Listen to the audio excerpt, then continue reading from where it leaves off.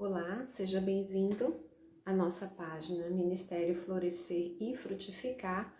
Peço que você fique comigo até o final, serão alguns minutos de reflexão sobre o livro de Eclesiastes. Nós vamos agora meditar no capítulo 3, onde fala do tempo, que é uma das grandezas que envolve todos os seres vivos na face da terra. O título do autor diz assim: Há tempo para tudo. Versículo 1 do capítulo 3. Para tudo há uma ocasião certa. Há tempo certo para todo propósito debaixo dos céus. Há tempo de nascer e há tempo de morrer. Há tempo de plantar e há tempo de arrancar o que se plantou. Há tempo de matar e tempo de curar. Tempo de derrubar e tempo de construir. Tempo de chorar e tempo de rir. Tempo de prantear e tempo de dançar, tempo de espalhar pedras e tempo de ajuntá-las, tempo de abraçar e tempo de se conter ou afastar-se de abraçar, tempo de procurar e tempo de desistir, tempo de guardar e tempo de deitar fora ou de jogar fora, tempo de rasgar e tempo de costurar, tempo de calar e tempo de falar, tempo de amar e tempo de odiar, tempo de lutar e tempo de viver em paz. Eu vou parar por aqui do versículo 1 ao versículo 8, que são as reflexões que o autor de Eclesiastes está fazendo sobre o tempo Cronos. E aí nós vamos falar sobre o tempo humano e o tempo de Deus. Cronos é esse tempo cronológico, em que traça-se uma linha de tempo na história e que são contados os segundos, os minutos, as horas, os dias, os meses, os anos, os séculos e as eras. Esse é o nosso tempo, o tempo Cronos.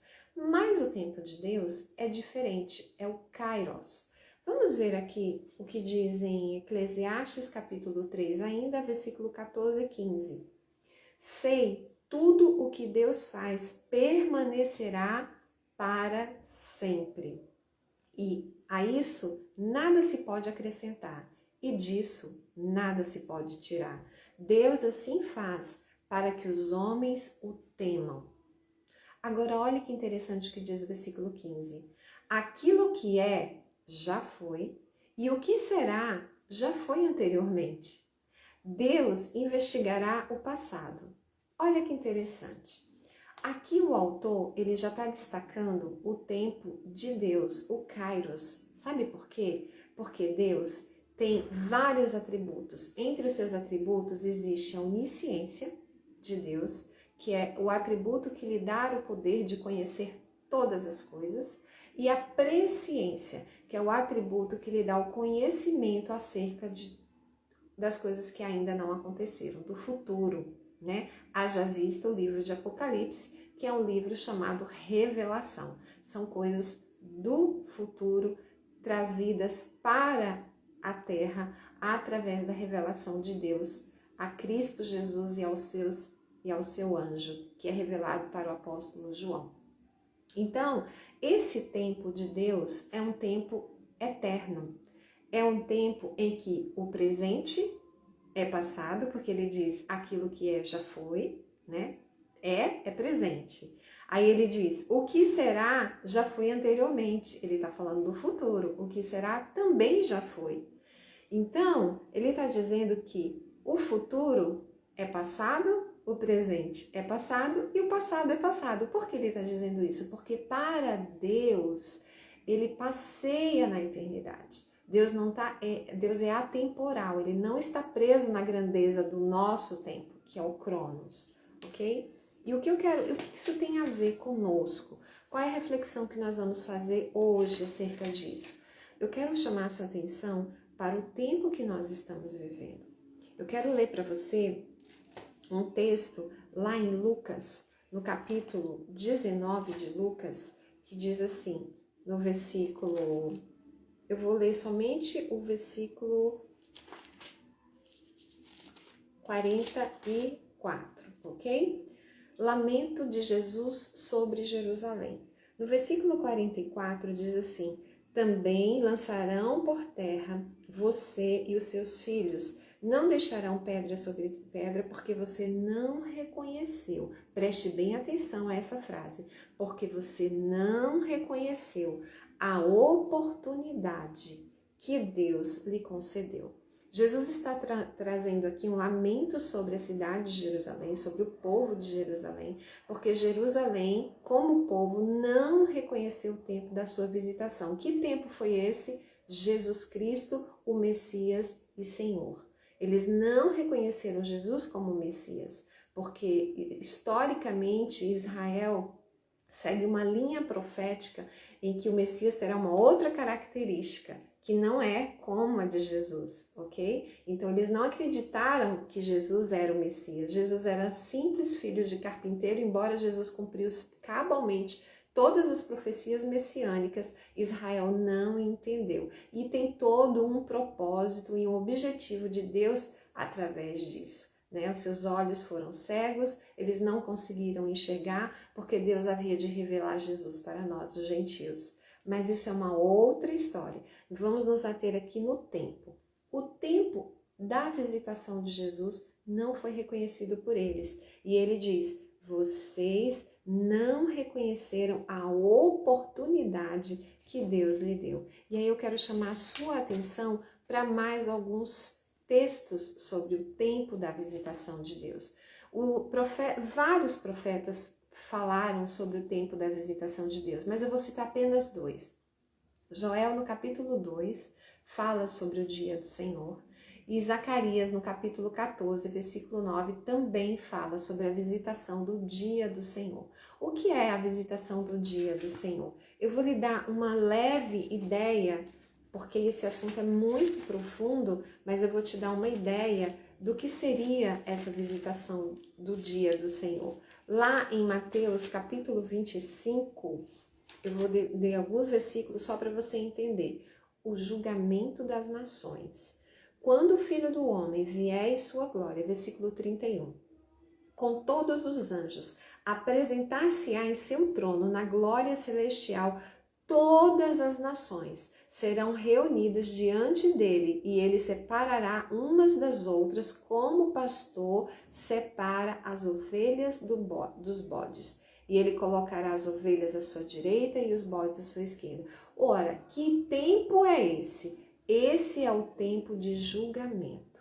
Então, o tempo da visitação do Senhor, o dia do Senhor, falado, profetizado por todos aqueles profetas messiânicos que estão no livro, na Bíblia, esse tempo está próximo. E é disso que eu quero falar para você. Alerte-se para o tempo da visitação do Senhor. Não rejeite a oportunidade de Deus. O tempo é agora. O tempo, Cronos, ele é passageiro. Ele acaba quando acaba a nossa vida terrena. Mas o Kairos de Deus não. Você tem uma alma, você tem um corpo e você tem um espírito. O seu corpo vai voltar para o pó. O seu espírito vai voltar para Deus. Mas a sua alma depende do que você vai fazer, da escolha que você vai fazer acerca do caminho que você quer seguir. Você quer, no dia da visitação do Senhor, estar de que lado? Do lado de Deus, do lado das ovelhas ou do lado dos bodes? Qual é o tempo que você vai... O que você vai fazer com o seu tempo hoje? O seu tempo que cuida da sua alma, o seu tempo espiritual. O que você está dando para a sua alma se alimentar? O que você está dando para a sua alma ficar viva? Porque uma alma morta, ela não tem como ouvir a palavra de Deus. Uma alma morta, ela não tem como ver a Deus. Porque a sua alma foi feita para engrandecer a Deus. A sua alma foi feita, ela veio de Deus, ela vai voltar para Deus se você, nesse tempo, nessa oportunidade que Deus está lhe dando, fizer a escolha correta. E a escolha correta é Jesus. João 14,6 diz, Jesus é o caminho, a verdade e a vida. Ninguém vai ao Pai se não for através de Jesus. Então não existe outra verdade, querido. A verdade é Cristo, não existe outro caminho. Todos os caminhos levam a Deus, sim, para o dia do juízo. Mas para a salvação é só Jesus. Sabia disso? Todos os caminhos vão levar a Deus mesmo. No dia do juízo, todo mundo vai estar diante de Deus para prestar conta das suas escolhas. Mas o caminho da salvação só tem um. O nome desse caminho é Jesus, Cristo de Nazaré. Então eu pergunto para você, qual é a sua escolha? Aproveite a oportunidade, não rejeite o tempo da sua visitação, que é hoje, aqui e agora. Receba Jesus como seu Salvador, porque no final desse capítulo 25 de Mateus, diz assim, no versículo 43, e estes irão para o castigo eterno, mas os justos para a vida eterna. Você quer ser justo ou você quer ser ímpio? Você quer ficar do lado dos justos ou do ímpio? Qual é o lado que você quer ficar? Vida eterna é vida com Deus para sempre. Morte eterna é viver longe de Deus para sempre. Mas a vida vai continuar. Não se esqueça que a morte não encerra a vida. A morte encerra o corpo, a vida no corpo. Mas o seu corpo é só um invólucro para transportar a sua alma para que você cumpra o propósito de Deus. Mas quando esse corpo não existir mais, se ele voltar para o pó, a sua alma tem um destino. Que destino você vai dar para a sua alma? Vida eterna, a dos justos, ou a morte eterna, a dos ímpios? Para Deus, para sempre com Deus, ou longe de Deus para sempre? Eu te faço esse desafio.